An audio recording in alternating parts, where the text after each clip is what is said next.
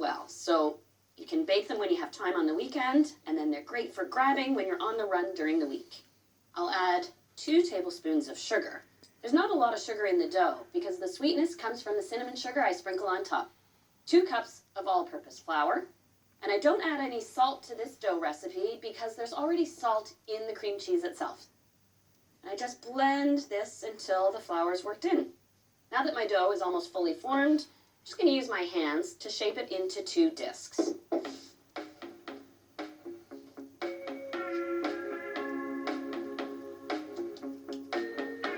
And I'll wrap these 2 discs in plastic. Now this is ready to pop in the fridge, and you want to give it at least 2 hours to firm up. That way, it's easier to roll. It won't be so sticky.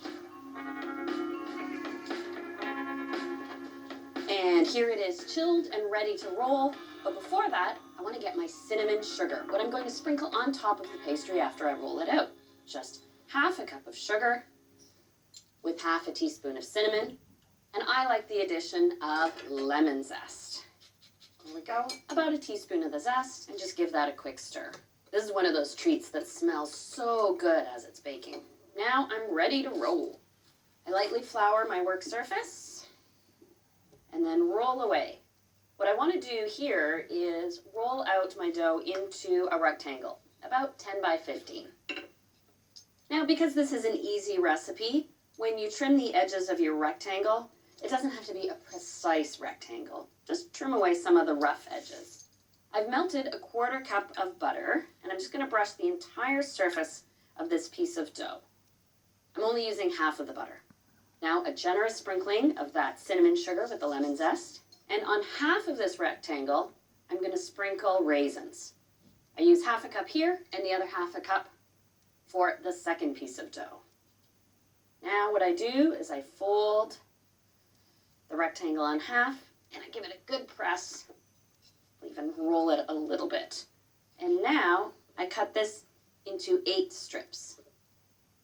They're each about 1 inch wide. Bring over my parchment lined baking tray. And then all you have to do is give them a nice little twist. The nice thing about this dough is it holds its shape, so these won't untwist as they bake. These do tend to look rustic, but once they bake up, they actually kind of fluff up and turn almost flaky. That's why they're so appealing as a morning treat. And I'll set this aside while I roll my second piece of dough. So if you wanted to, you could switch up your fillings. You could put walnuts or pecans or different dried fruits. Now to trim the edges. Brush it with the remaining butter. On goes the cinnamon sugar with the lemon zest. And of course the raisins.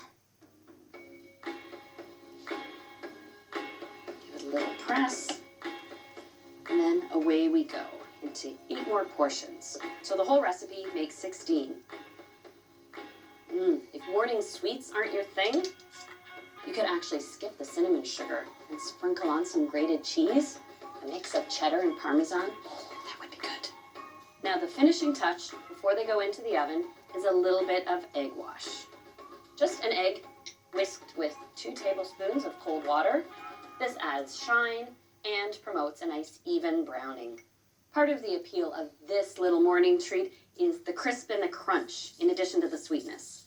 So a final sprinkle of cinnamon sugar on top makes sure that outside is going to be nice and crunchy. I've preheated my oven to 375 and they only take 20 minutes to bake. They're going to turn a nice rich golden brown.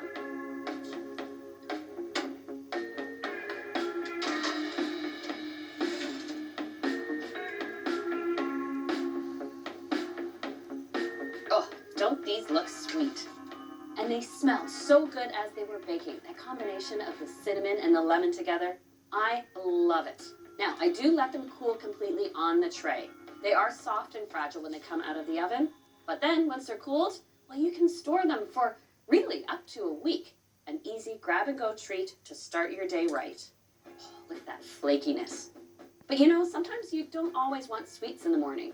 Something like a bread can also hit the spot. And I have the secret to making delicious crumpets. And